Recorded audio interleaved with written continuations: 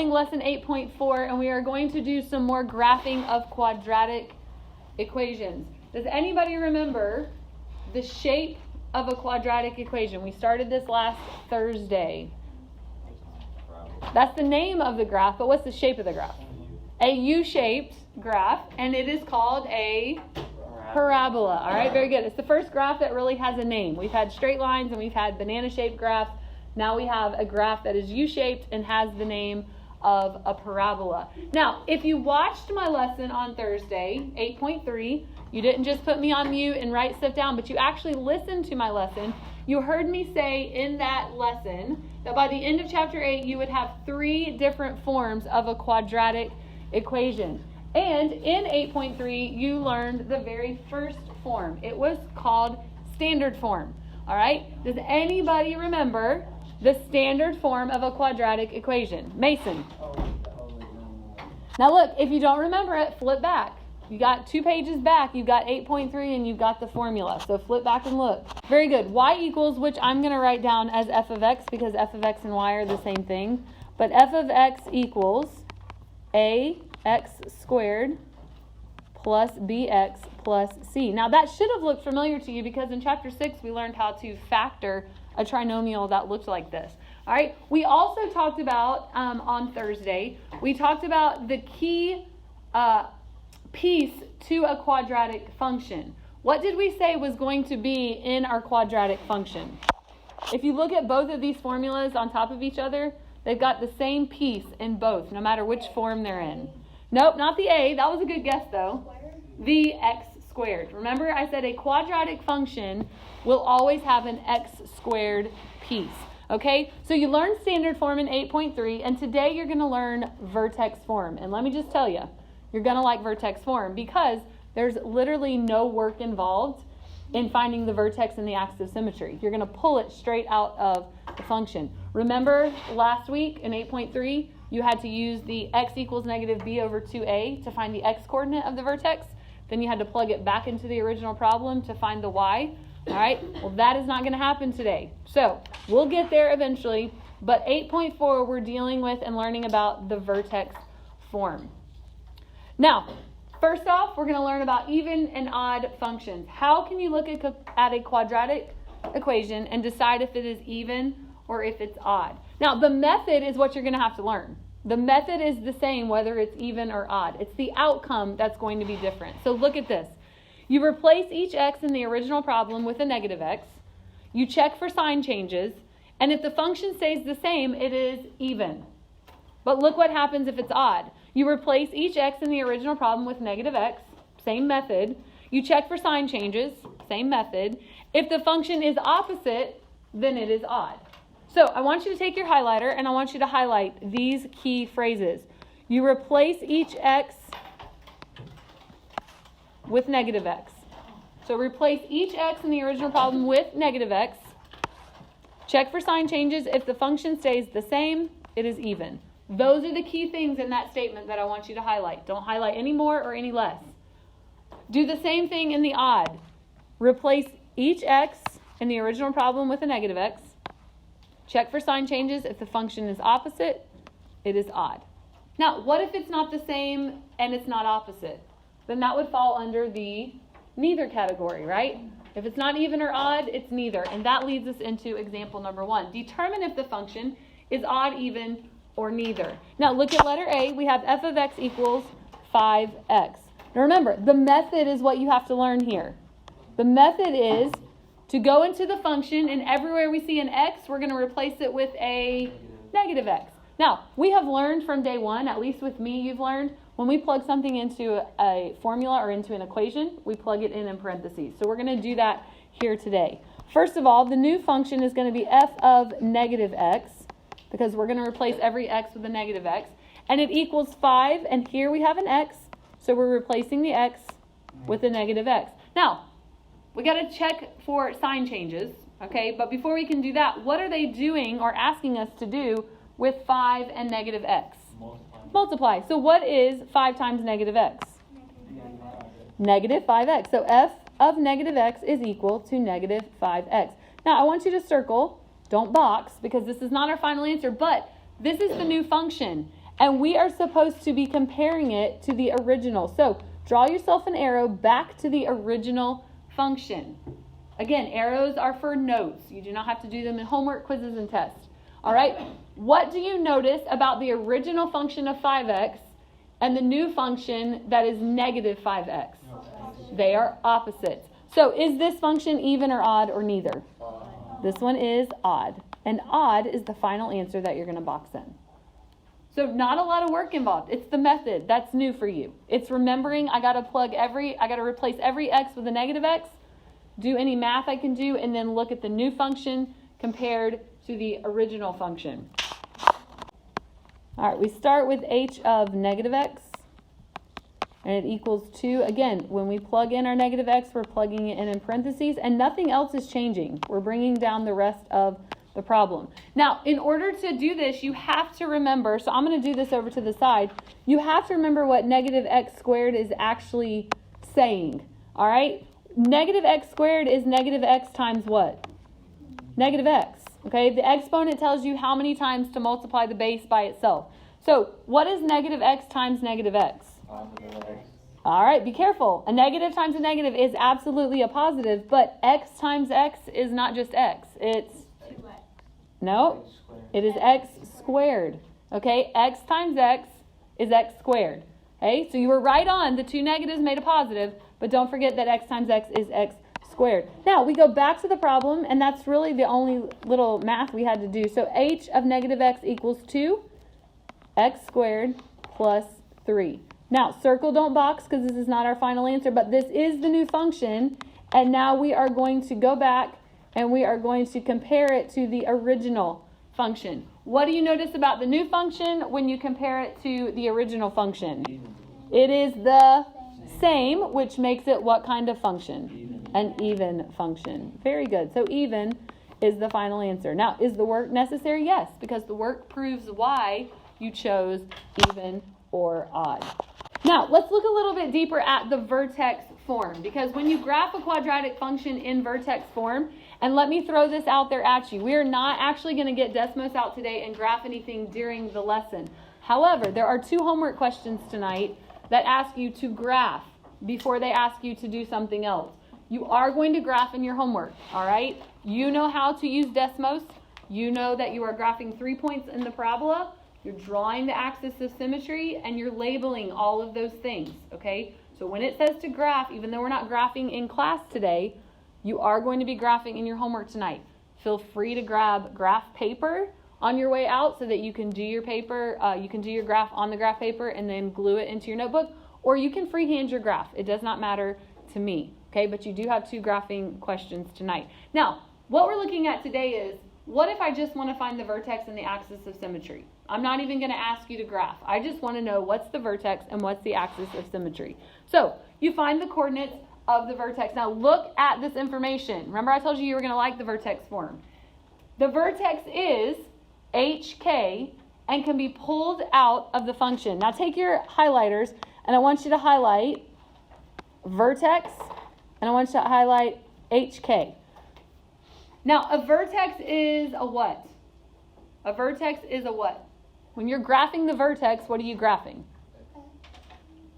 Look at HK. What does HK look like? The ordered pair. Right, and an ordered pair represents a point. Okay, so keep it simple, guys. A vertex is a point. And listen, if you have forgotten that from 8.1 and 8.2, I want you to add it in your notes. Right underneath the word vertex, I want you to add the word point. A vertex is a point. Now, we're very used to seeing X and Y, okay? And that's still the idea. If we were to graph this, that's still the X coordinate and the Y coordinate.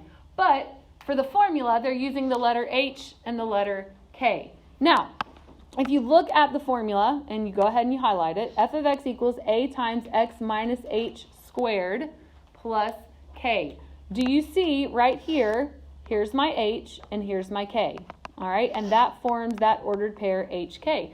So there's no work involved here. All I got to do is pull those 2 numbers straight out of the formula. But there is a tricky part, okay? I want you to look at the formula right here. Do you see how the formula has a negative sign in it? So imagine that I gave you in parentheses and I'm just going to rewrite the formula. F of x equals a times x minus h squared plus k. Let's say that I put in the parentheses x minus 2. What is the h coordinate that you would pull out? 2. Very good. Okay, because there's a negative in the formula, when you pull h out, you're pulling out the opposite of what you see. So we would be pulling out a 2 because the minus sign was already in the formula. Now, what if I switched it up and I did this? If there was a negative in the formula and now I have a positive, what's the only logical thing that has happened right here? 2 negatives, right? A double negative. That means, what is the h value that I would be pulling out of this? H squared. Negative, hold on, it's plus 2. So what is the h value I would be pulling out? Negative 2. So here's the note I would add if I were you right here. I would make sure that I understand that when I pull the h value out, I pull out the opposite of what I see. I pull out the opposite of what I see. Look at the next part of this. It says write the equation for the axis of symmetry. Now I want you to highlight axis of symmetry, and again, let's go back to what we learned last week. What is the axis of symmetry? If the vertex is a point, what is the axis of symmetry? It's a line, right? It's a line. So if you have forgotten that, go ahead and write underneath axis of symmetry, go ahead and write a line. What kind of a line is it? Dotted line. No, that's not the kind of line. What kind of line? And straight isn't the kind either. It's vertical, right? And if the axis of symmetry is a vertical line, what variable is in the equation? Because look, it says write the equation for the axis of symmetry. So if my axis of symmetry is vertical, what variable is in every single equation for that vertical line? X. X equals. Okay? Please put that in your notes if you have not got that in your mind yet. Hopefully by now you do have this part in your mind though. The x coordinate of the vertex is also the axis of symmetry. So the value of the x coordinate in the vertex and the value of the axis of symmetry are the same, but you have to write an equation for the axis of symmetry. Now, let's go to example 2. Find the vertex and the axis of symmetry of the graph of the function. Now, here's the best thing you can do for yourself. Let's write the formula above letter A. So f of x equals a times x minus h squared plus k. Now, we talked a lot about h and how when we pull the h value out, we're pulling out the opposite of what you see. K is exactly what you see. Whatever you see. If you see a positive number, you're pulling out a positive k. If you see a negative, you're pulling out a negative k. All right? But let's look at this one. Remember, HK is the vertex. So I would even add that above the problem. Now, anybody brave enough to tell me what the H value is? All right, Connor. -3. Okay. No. Good try, though. Lily. -1. All right, -1. If you go in the parentheses, there's a +1. And remember what we said? We're going to pull out the opposite of what we see.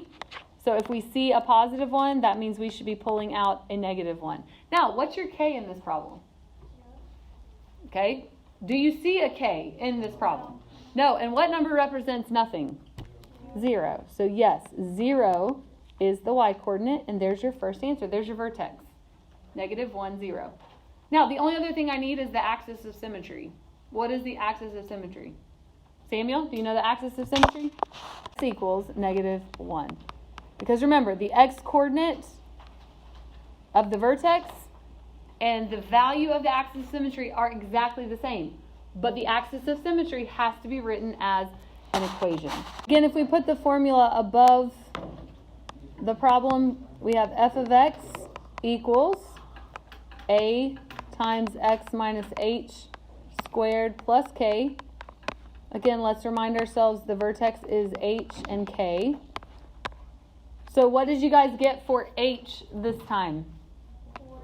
All right, here in the parentheses, we see -4, and we're pulling out the opposite of what we see. So you pulled out a +4. And what about k?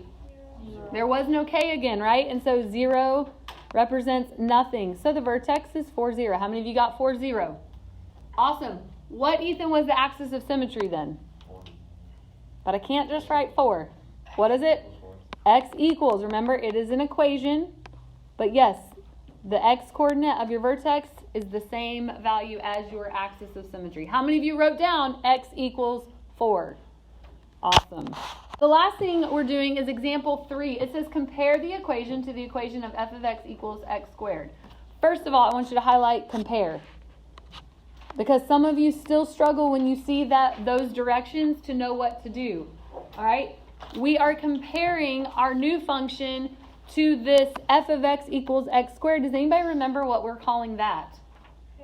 The parent function. Very good. And if you don't remember it, write it down, because that would be an excellent quiz or test question if I were to ask you what the parent function is and ask you to write down f of x equals x squared. Okay, so this is absolutely called the parent function. So when you see the word compare in your directions, you should be grabbing that cheat sheet, because we are going to find the parent function and then we're going to figure out what transformations have been done to it. All right, so let's start there. Let's highlight in letter A. Now the parent function is x squared. Do you see an x and do you see a squared in letter A? Yes. Yes. You got the x here and you got the squared here. It's okay that there's something between them. We still have the x and we still have the squared. So that is the parent function. Now we should be able then to tell very easily how many transformations have been done to this problem. 2.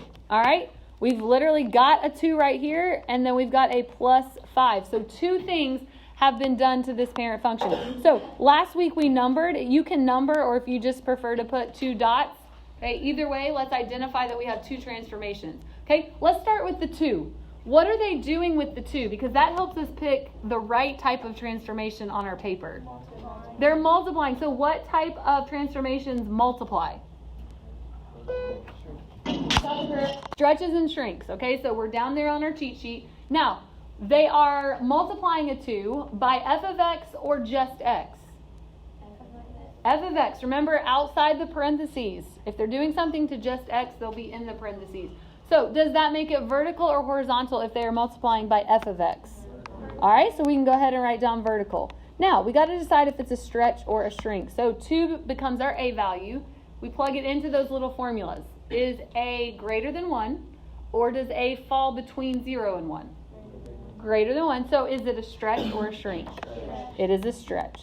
Now remember, we like vertical stuff because it's exactly what we see. So a vertical stretch by a factor of what? By a factor of 2. Awesome. That's your first transformation. Now, the second one. They are adding 5. What transformation adds things? Translations. And are they adding to f of x or just x? Good. They're in the parentheses. They're adding to just x. So is that vertical or horizontal? That is horizontal. Now, we've always talked about horizontal things are a little bit trickier because they're not exactly what you see. So this is a horizontal, we already decided, translation. But what direction? All right, now think about it. The horizontal axis is x, right? Naturally, when you add 5, what direction do you think to move on the x-axis? Right. To the right, okay? But remember, horizontal is opposite. So this is a move in what direction? Left. And that's on your cheat sheet, if you know how to read your cheat sheet. So a horizontal translation, left, how many units? 5 units. And those are the 2 transformations to letter A. So box those in. And move on to letter B. Hopefully you found and highlighted, again, the parent function. You've got your x and you've got your squared. So how many things have been done to this parent function in letter B? 2. We've got this sign change. And then here again in the parentheses, this time we have a -2. So either you're numbering or you're putting down 2 dots. All right, let's talk about the sign change. What type of transformation is a sign change? A reflection. Good. So we just got to decide if we're reflecting or if we have changed the sign of f of x or just x. What have they changed the sign of? F of x or just x? Just X. Again, though, they'd be in the parentheses with the x. They're outside the parentheses. So try again. They have changed the sign of f of x, which again is the opposite of what you think. F of x is y, but this is a reflection across what? The x-axis. The x-axis. And again, as long as you know how to read your cheat sheet, This should not be too difficult. All right. Now, subtracting 2. What type of transformation subtracts numbers? Translation. So go to the translation part of your cheat sheet. Are they subtracting 2 from f of x or just x? Again, they're in the parentheses, so just x, which makes this horizontal. All right. And again, we got to be careful because it's a horizontal translation. What direction? Right. Okay. Remember, when we see subtraction, we're going to naturally think left because left on the x-axis is negative. But it's the opposite for horizontal translation. So horizontal translation, right. How many units? 2 units. Awesome. And those are your transformations. Now, be careful when you move to letter C because you've got a graph. You've got f of x equals x squared. That's the black parabola. Then you have g of x equals 1/2 times x minus 4 squared. That's the blue parabola. Which one do you need to focus on for the transformations? The blue one, the g of x, because the f of x is the parent function. So we're focused on the blue. And I don't know what that little box is, that in the parentheses, that should read x minus 4. So if it's hard to read, just know that that's x minus 4. So again, parent function, there's the x, there's the squared. How many things have been done to this parent function? 2. We've got the 1/2, and again, you've got minus 4, so there is a second transformation. All right, let's talk about the 1/2. What are they doing with 1/2? Multiplying. So that's what type of transformation? Stretches or shrinks, okay? Are they multiplying by f of x or just x? F of x. They're outside the parentheses, so is that vertical or horizontal? Vertical. Now we got to decide stretch or shrink. 1/2. Greater than 1 or between 0 and 1? Between 0 and 1. Listen, be careful with fractions. Just because it's a fraction does not make it a shrink. Okay, what if that had been 3/2?